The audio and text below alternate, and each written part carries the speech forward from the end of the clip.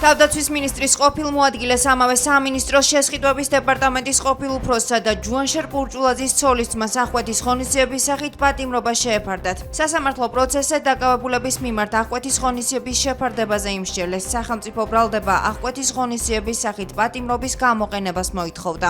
დაცვის მხარე კი ბრალდებულებისთვის გირაოს გამოყენებას ითხოვდა. ადვოკატის განცხადებით ბრალდების მხარის მიერ გაჟღერებული არც ერთი კრიტერიუმი დასაბუთებული არ იყო. ბრალდებული კი საკუთარ საცხოვრებელ სახლში იმყოფებოდა და მიმალვა არ უცდია. საქართველოს პროკურატურამ წინასწარი შეთანხმების ჯგუფის მიერ სამსახურებრივი მდგომარეობის გამოყენებით თავდაცვის სამინისტროს ყოფილი დიდიონი თანხის გაფლანგვის ფაქტზე და აღნიშნულში დახმარების ფაქტზე სამ პირს წარუდგინა ბრალდება. კერძოდ ეს მოხდა 2023 წელს იმდროინდელი თავდაცვის მინისტრის მოადგილე ხაინდრავა შესყიდვების სამსახურის ყოფილი უფროსი გუდუშაური და იმდროინდელი თავდაცვის მინისტრის ნათესავი ვასილ მხეიძე, ვინაიდან არსებობდა სხვადასხვა ინტენსივობით მოწმეებზე ზემოქმედების, ასევე მტკიცებულებათა განადგურების, ახალი დანაშაულის ჩადენის და მიმალვის საფრთხეები, ბრალდების მხარემ იშუანგულა თითოეული ბრალდებულის მიმართ პატიმრობის გამოყენებით შუანგულობა, რაც სასამართლომ სრულიად სამართლიანად დააკმაყოფილა. მიმალვის საფრთხის დასაბუთება ხდება ბევრი კრიტერიუმით და აქ ბრალდების მხარემ რაც გააჟღარა, არც ერთი კრიტერიუმი არ იყო დასაბუთებული, იმიტომ რომ გამოკითხული იყო 10 ივლისს, მან იცოდა რომ მის ირგვლივ ზოგადად რაღაც ხდებოდა, მაგრამ არ უცდია მიმალვა სახლში არის. თავდაცვის ყოფილი მაღალჩინოსნების დაკავებას ოპოზიციაში ეხმაურებიან. მმართველი გუნდის ოპონენტების თქმით, დღევანდელი ხელისუფლება ამჟამადად სისტემურ კორუფციაზე დგას, რაც ყველა სფეროში იკვეთება. სახელისუფლებო გუნდში კი აცხადებენ, რომ კორუფცია სახელმწიფოს ღალატის ტოლფასი დანაშაულია. ქართული ოცნების ლიდერის გიაოვსკის განცხადებით, კორუფციული დანაშაულის ჩამდენი პირები პოლიტიკური კუთვნილების მიუხედავად უნდა დაისაჯონ. სისტემური კორუფცია ეს არის ის ინსტრუმენტი, ის ერთ-ერთი ინსტრუმენტი, რასაც დგას დღევანდელი ხელისუფლება. ეს არ არის ახალი ინფორმაცია, რომ ყველა რგოლში მიმდინარეობს სისტემური კორუფცია.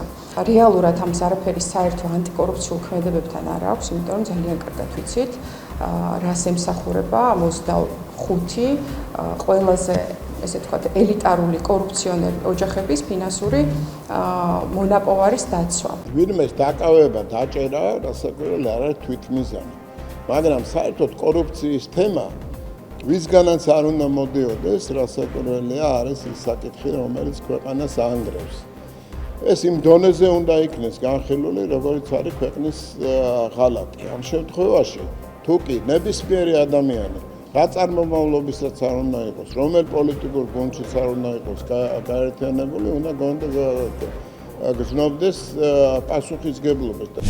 თბილისის საქალაქო სასამართლოში მსახიობ ანდრო ჭიჭინაძის, იუმორისტ ონისე ცხადაძისა და კიდევ 9 პირის სასამართლო პროცესი გაიმართა. სხდომაზე პროკურატურის მტკიცებულებები გამოიკვლიეს. საპროტესტო აქციაზე დაკავებული 11 პირის საქმის მთავარი გამომძიებელი არსენ ხუნაშვილი აცხადებს, რომ ბრალდებულების პირდაპირი კავშირი დანაშაულის ორგანიზატორებთან დადგენილი არ არის. მისივე განმარტებით ორგანიზება ბრალდებულების მობილური ტელეფონიდან უნდა დადგინდეს, რომელიც ექსპერტიზაზეა გაგზავნილი, მანამდე კი მობილური ტელეფონები თავად არ დაუთვალიერებია. როგორც მოწმის სახით დაკითხულმა მთავარმა გამომძიებელმა აღნიშნა, ის მხოლოდ ვიდეოების დათვალიერებით იყო დაკავებული. სასამართლო პროცესზე მანვე ადვოკატების შეკითხვებსაც უპასუხა. მათ შორის გიორგი ტერიშვილის ადვოკატის ირაკლი ჩომახაშვილის კითხვის საპასუხოდ განაცხადა, რომ ტერიშვილის ტელეფონში შემავალი ან გამავალი ზარების ამ მონაწერი ანძებიდან არ გამოუთხოვია. დაკავებულებს პარლამენტთან მიმდინარე საპროტესტო აქციებისას ჯგუფურ ძალადობაში მონაწილეობას ედავებიან.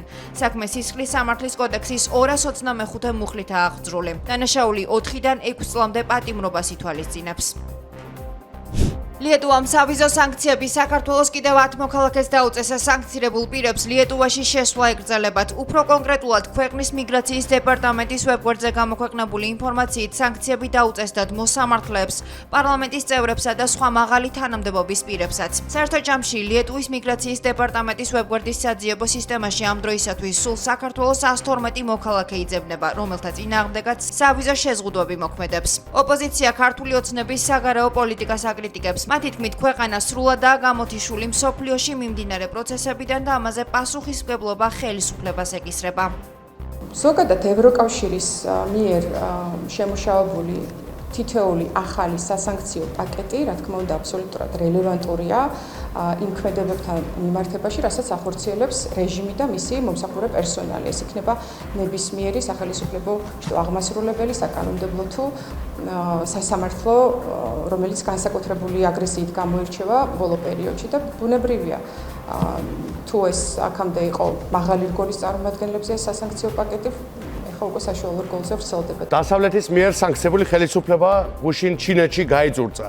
ლიეტუვამ ნახეთ, რომ გააფართოვა სანქციებულ პირთა სია, რომელიც აღარ ეხება მხოლოდ პოლიტიკურ მაღალჩინოსნებს, არამედ უკვე შეიცავს მოსამართლეებს, ანტიკორუფციული ბიუროს წარმომადგენლებს და სხვადასხვა წრეებს. პარტია, რომელიც საკუთარ ამორჩეულს ღირსებით და მშვიდობით ევროპისკენ სვლას პირდებოდა, დღეს ევროკავშირის მიერ ოფიციალურად არის აღიარებული როგორც კრემლის ტაქტიკებით ევროპის წინააღმდეგ მებრძოლი პოლიტიკური ძალა. იმ ფონზე, როდესაც რეგიონში ადგილი აქვს ისტორიული მასშტაბის ძვრებს, ახალ სამშვიდობო შეთანხმებებს და ახალი ტრანზიტული გზების ფორმირების პროცესს. საქართველოს სრულად არის გამოთიშული ყველა მნიშვნელოვანი და დადებითი პროცესიდან. ვიზა ლიბერალიზაციის შეჩერება არის თუ არა რუსული საქმე. ან ვალდებულებების შესრულება არის თუ არა არ შესრულება არის თუ არა რუსული საქმე. გავრილოვის საჯდომის ჩადება პარლამენტის თავმჯდომარის სავარძელში იყო თუ არა რუსული საქმე. ბურთი არის გადმოგდებული მათ ნახევარზე. 4 მილიონ ქართველს ასანქცირებს ბიძინა ივანიშვილი და მისი მეგობარი ორბანი.